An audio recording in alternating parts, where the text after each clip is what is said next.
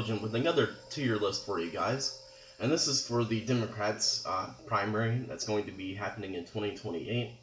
I just want to give you guys a heads up, and I know most of you already know by my content, but I'm not a Democrat.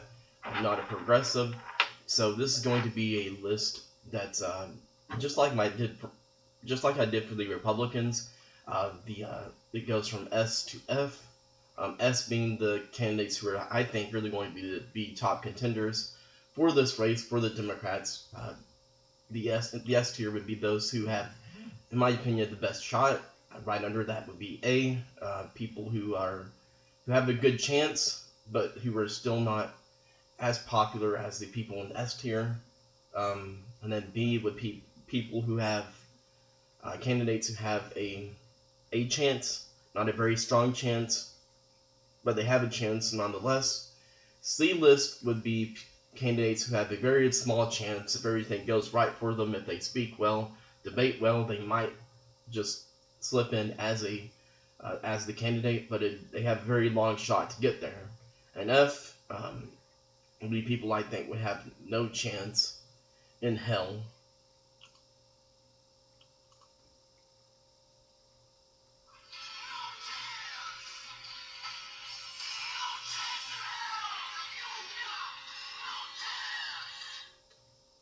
Well, F would be people who have no chance in hell in order to win this race, from my perspective.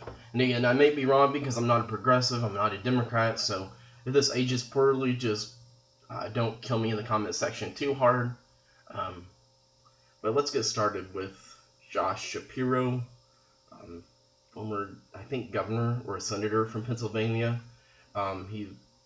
He's from Pennsylvania, and he was a politician there. So being a politician in a swing state like Pennsylvania, you're going to have to appeal to moderates, which I think is something that he's been able to do for the most part, which probably puts him above a lot of these other candidates. I'm going to have him in B tier because he's not a strong contender, and I don't think he's certainly not a favorite for this race. I don't hear a whole lot from him, so I don't think that he's going to be able to develop the kind of name recognition that you have to have for one of these in these upper echelons. Might be a good VP candidate for one of these favorites, though. AOC, yeah, no chance. I'm going to have her in the C tier for the small possibility that the Democrats nominate her, but she's very extreme, very far left, and so you would automatically lose out on all the moderates. If you put AOC against pretty much any of the Republican candidates, I think that she would lose, and pretty handedly, just because she's that extreme of a candidate. So yeah, I don't see her as a strong contender unless the Democrats really are just going towards embracing socialism full blown. When they do that, they're going to isolate a lot of moderates and lose a lot of swing states, kind of like Kamala Harris did in the last election. Man, she's a really bad candidate, but so are the other candidates here, and someone has to be in S tier. I mean, come on. Kamala Harris, I think, is going to emerge as one of the leading candidates for the 2028 Democrats, mostly because I think the Democrats are going to be hoping and praying that the Donald Trump administration goes poorly, and in that case, they can run Kamala Harris under the idea of buyer's regret, with the hopes that moderate voters and swing state voters are going to regret their decision to vote for Donald Trump in 2024. And Kamala Harris will be right there to say, hey, I told you so, vote for me. Don't think that's going to happen, but I think that she's a very strong contender for the Democrats for this race. The next one on the list is Cory Booker.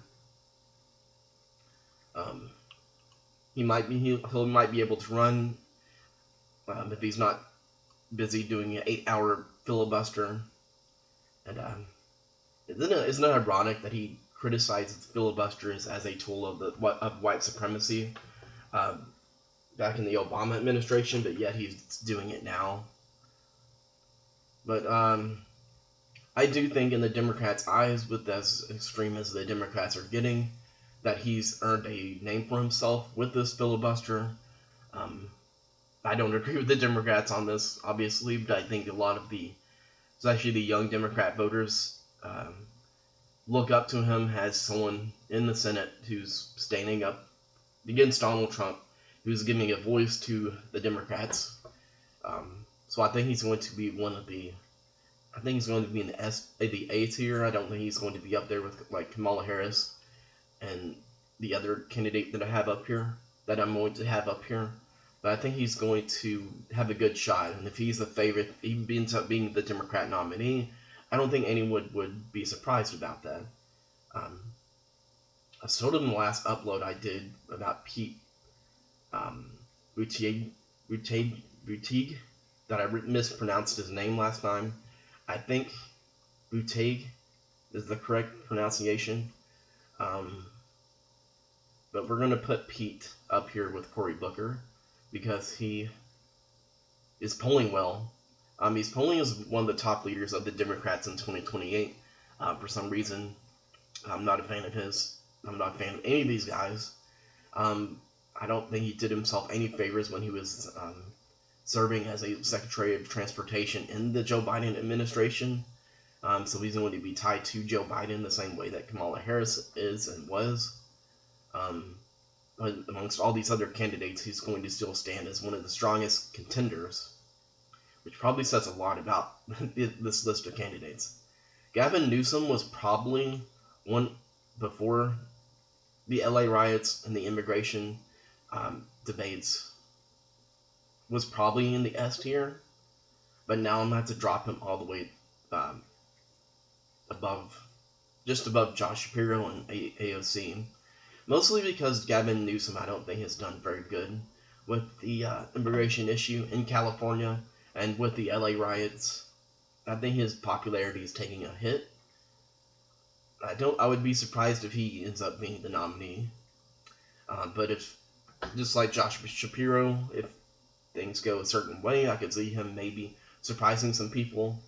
But I think he's a lot like Ron DeSantis in that he's popular enough to become a governor of a big state, but he's not a serious contender to become a president. I think he would be a terrible president and a terrible nominee for the Democrats. And talking about terrible nominees, I'm going to go ahead and put Gretchen Whitmer in the F tier. We know how terrible Detroit has been.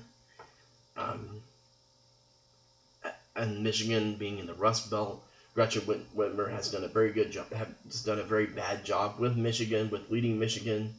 And I think that when you have candidates like AOC and Kamala Harris in the same race, Gretchen Whitmer would not be able to poll very well. If the Democrats want a female as a nominee for 2028, they already have bigger names like Kamala Harris and AOC, so it would leave Gretchen Whitmer on the outside looking in. I don't think she would be a serious contender. I think her ceiling is governor, and not a very popular one at that. Speaking of unpopular governors, J.B. Pritzker. Yeah. I remember making an internet meme with him because he criticized RFK for his role in the administration of Donald Trump, saying that RFK is pushing unhealthy policies, but JB looks like he's close to 400 pounds.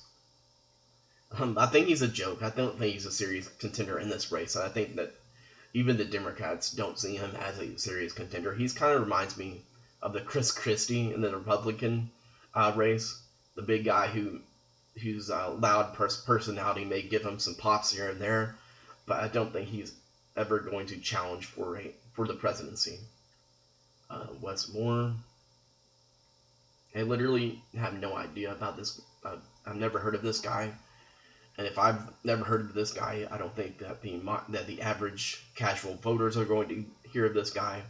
Who knows? He may speak well and debate well, which may put him in a couple other categories. But there's other bigger names out there that the Democrats can nominate, and Wes Moore is not going to be there quite yet. Maybe he can run in the future and build a name for himself beforehand. And I think that one of the candidates that we're sleeping on the most is Andy Beshear. I don't like him. I live in Kentucky now, and so I've heard about all the things he's doing, which I certainly don't agree with. However, he does compare to someone like Jimmy Carter, someone who's a Democrat, but who has a Southern charm, who talks well. So he may be able to draw in some moderate voters towards his side. But it's a whole nother thing to be the governor in Kentucky versus being a president. And I think just because he's a popular governor amongst the Kentucky Democrats, I don't think he's going to be a very popular president amongst the entire nation. However, amongst this crowd, he stands out above the rest, along with Kamala Harris.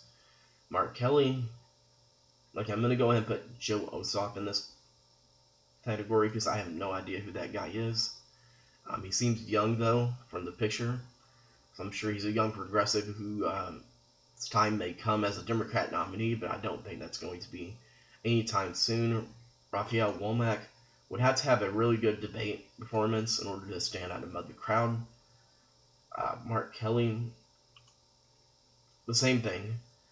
I'd put him in the C tier because it's not outside the realm of possibility, but he doesn't have the name recognition as some of these other candidates above him, and he is not the type of candidate I don't think would appeal to a lot of moderates either. So there you have it. My top 4 candidates for this race is going to be Kamala Harris, Cory Booker, Andy Beshear, and Pete Buttigieg. I probably butchered that name again. But tell me what you guys think below.